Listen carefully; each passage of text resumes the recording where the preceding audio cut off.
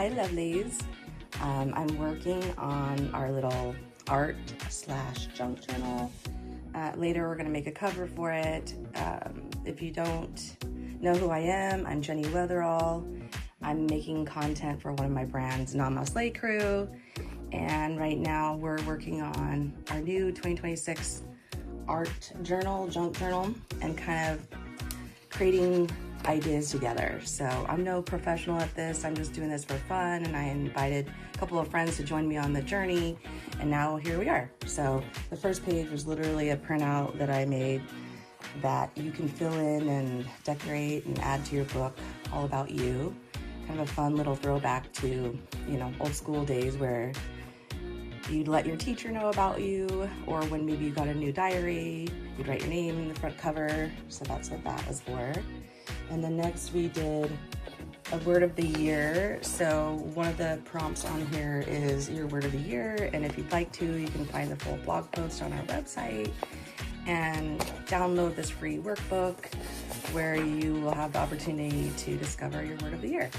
So mine is inspire, and really, I think it's fun to look up the definition of your word and kind of define it for yourself too. So mine says to fill someone with the urge or ability to do or feel something especially creative.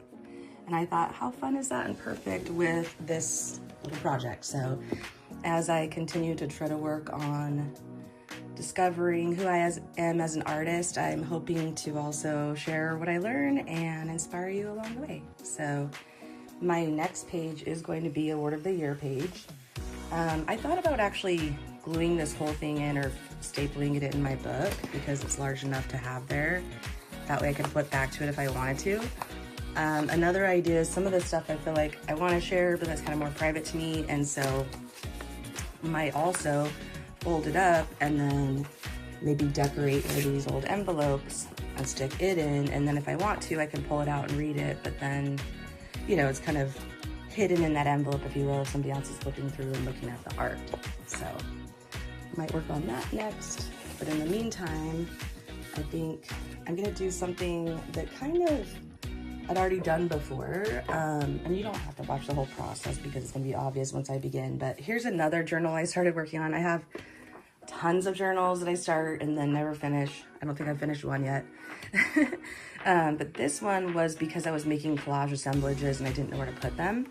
And so I started just kind of laying down assemblages I'd already done. So for example, this one, the substrate is this like watercolor page I did. And then I added a page that I decorated with like hand stamping ink. And then there's, you know, purchase paper, that one's watercolor. So anyway, it's a mix of media. You can see I stapled a word. I sewed with my sewing machine. And then the background is just tissue paper that I glued down.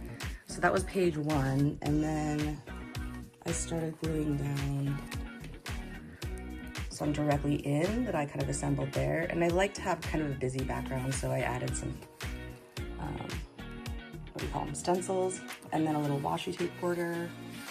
And then since that side was so busy, this one I just did a few quick background images and then added my assemblage right over the top. So I'm basically assembling these outside of the book and then just sort of adding them in.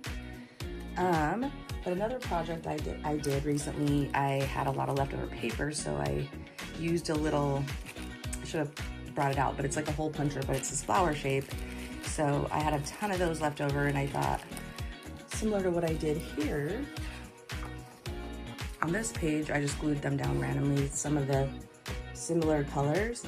On a different one that I did, I filled the whole page in. So I thought maybe something like this, using what I had left over here, I will glue down on this blank page, and then using this washi tape, I would write my word. So I'd try to like rip or cut these up into the shapes of the letters and then put that over the top. So that's the idea. Let's see how I do.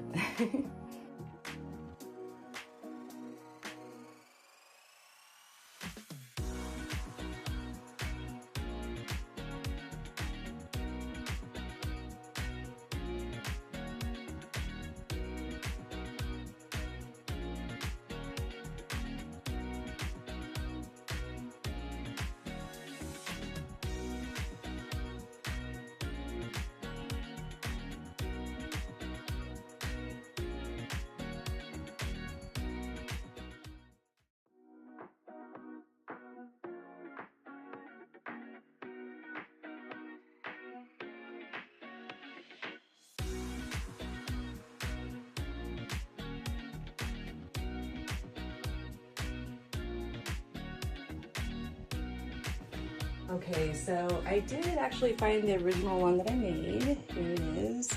And then today I just finished this one. I didn't record the whole process because that took like an hour, so that would not be fun to watch. But yeah, so the page is done, and now my next step is trying to use this washi tape that kind of matches, but at least one of these, to create my word, inspire. So I might play around with this off camera a little bit because I haven't mapped it out yet, you know, but basically one big word across with washi tape. And then one quick tip, if you have washi tapes that don't really stick, because sometimes people are like, why do these not stick? Well, washi is intended to be temporary. It's like painting tape, you know?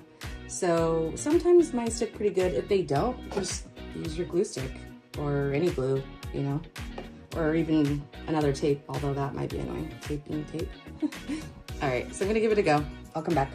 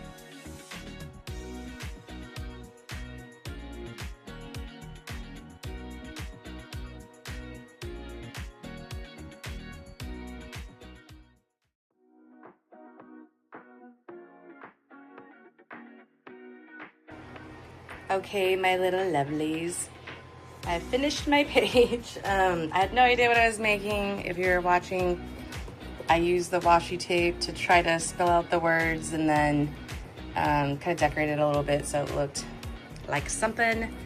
Yeah, so I think that's it. I have a lot of leftover bits like these, and then from the first page that I made.